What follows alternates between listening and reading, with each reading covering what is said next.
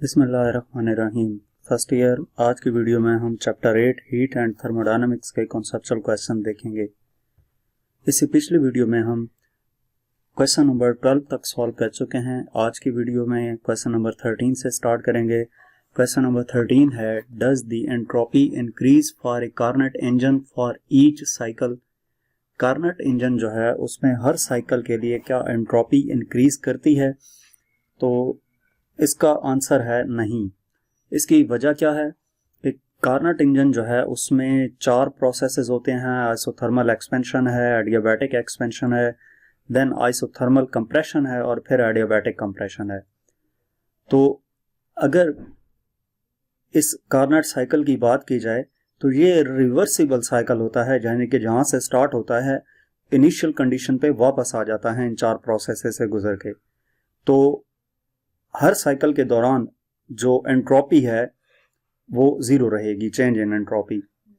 अब isothermal expansion जो है इसके दौरान अगर सिस्टम की एंट्रोपी इंक्रीज करती है तो एडियाबैटिक एक्सपेंशन के दौरान फिर डिक्रीज भी कर जाती है। तो इसलिए हर साइकिल के दौरान टोटल जो चेंज इन एंट्रोपी है वो 0 रहती है। तो हमारे पास क्वेश्चन नंबर 14 है, Why in practical terms efficiency is defined as W over QH?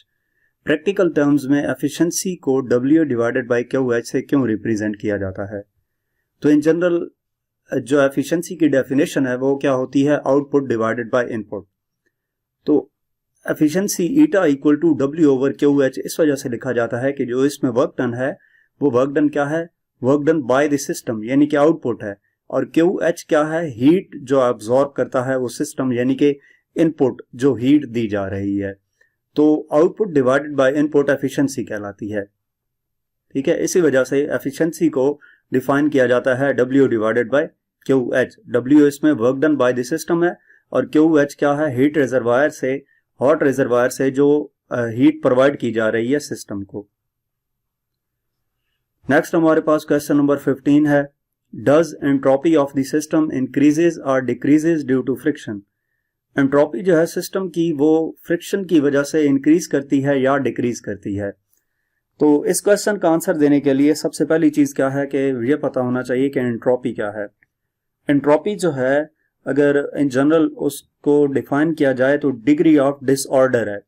Disorder अगर सिंपल टर्म्स में बात की जाए तो सॉलिड के जो पार्टिकल्स होते हैं वो एक दूसरे के ज़्यादा करीब होते हैं, प्रॉपर एक ऑर्डर में मौजूद होते हैं, तो उसकी एंट्रोपी ज़्यादा होगी। जबकि गैस की बात की जाए तो गैस एंट्रोपी सॉलिड की कम होगी। जबकि गैस की बात की जाए तो गैस के मॉलिक्यूल्स के दरमियान गैप ज़्यादा होता है सॉलिड की निस्बत, इस वजह से उसकी एंट्रोपी ज़्यादा होगी क्योंकि वहाँ पे डिसऑर्डर, डिग्री ऑफ डिसऑर्डर जो है वो इंक्रीज कर चुका है, तो एंट्रोपी भी इंक्रीज कर जाएगी। तो ये एंट्रोपी का बेसिक टर्म आपको बताइए। अब एंट्रोपी जो है सिस्टम की वो इंक्रीज करती है किस वजह से? फ्रिक्शन की वजह से। फ्रिक्शन क्या है? एक फोर्स है जो मैकेनिकल एनर्जी को कन्वर्ट करती है थर्मल एनर्जी, जिसकी और वो थर्मल एनर्जी जो है वो सिस्टम में या सराउंडिंग्स में स्प्रेड कर जाती है, बिखर जाती है। अब ये जो कन्वर्जन है ये क्या करती है? डिसऑर्डर स्टेट की तरफ लेकर जाएगी। डेफिनेटली टेम्परेचर जब प्रोवाइड किया जाए, हीट प्रोवाइड की जाए तो उससे डिसऑर्डर आ जाता है किसी भी सिस्टम में। जब डिसऑर्डर आ जाएगा तो सिस्टम की एंट्रोपी इंक्रीज कर जाएगी। तो थर्मोडायनामिक टर्म्स की बात की जाए तो फ्रिक्शन जो है वो क्या करती है? इरिवर्सिबल प्रोसेस कॉज करती है। And as heat is generated and transferred the disorder within the system rises leading to an increase in entropy. कि जो हीट है वो जनरेट होती है, इरिवर्सिबल फ्रिक्शन इरिवर्सिबल प्रोसेस है जिसकी वजह से हीट जनरेट होती है और वो ट्रांसफर होती है। जब ट्रांसफर होगी तो वो क्या करेगी? डिसऑर्डर, यानी कि डिसऑर्डर को इंक्रीज करेगी, सिस्टम का जो डिसऑर्डर है जिसकी वजह से एंट्रोपी इंक्रीज कर जाएगी। तो सिंपल सी बात यह है कि एंट्रोपी जो होती है सिस्टम की वो इंक्रीज करती है फ्रिक्शन की वजह से।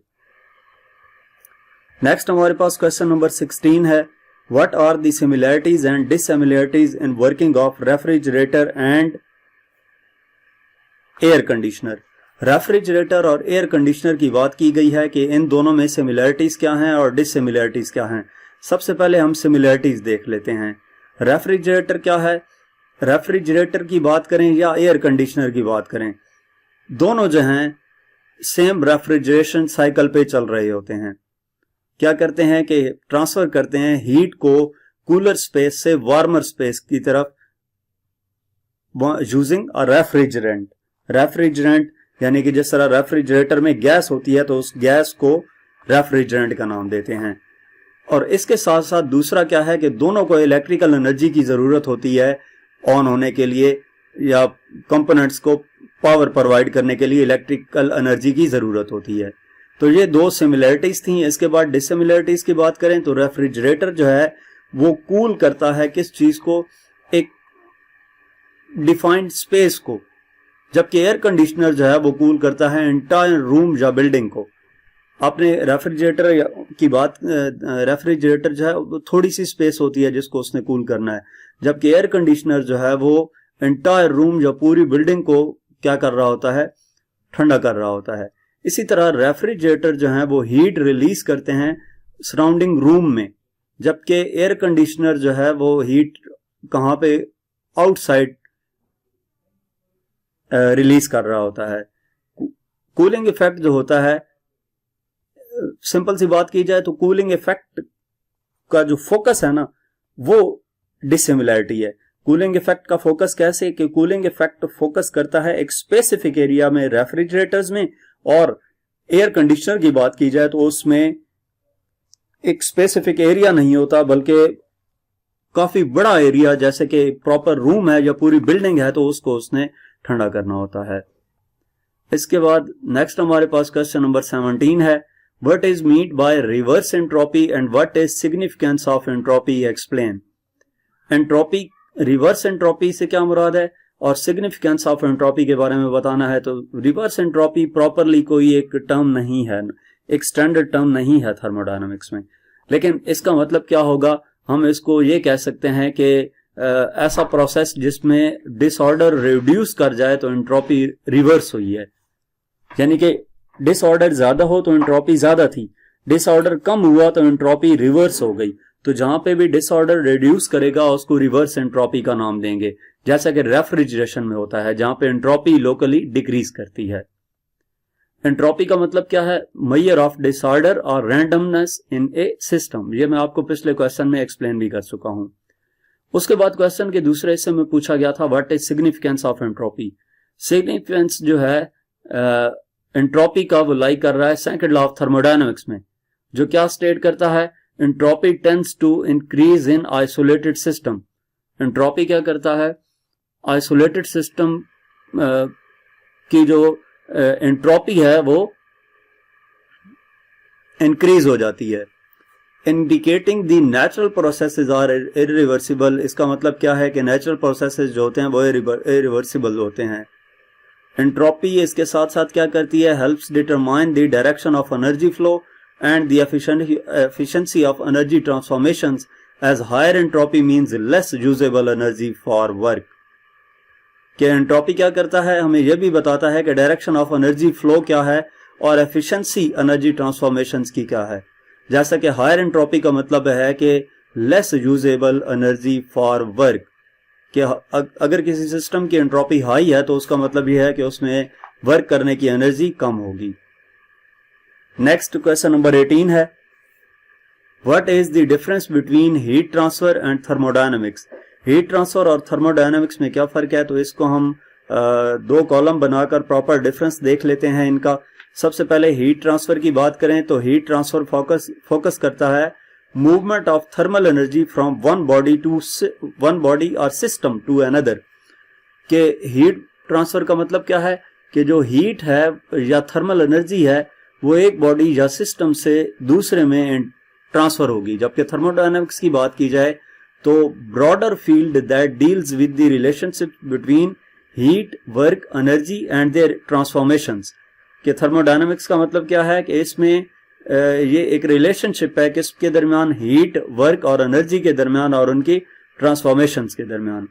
इसके बाद दूसरा क्वेश्चन है, दूसरा पॉइंट है हीट ट्रांसफर का, heat transfer involves specific processes like conduction, convection and radiation. Heat transfer का चैप्टर आपने 9th क्लास में पढ़ा था, उसके अंदर जो बेसिक टर्म्स थी जो बेसिक प्रोसेसेस थे वो क्या थे, कंडक्शन, कन्वेक्शन एंड रेडिएशन। जबकि थर्मोडायनामिक्स की बात की जाए तो इसमें आपने इस चैप्टर के अंदर देखा है first law of thermodynamics, second law of thermodynamics, entropy and energy conservation है।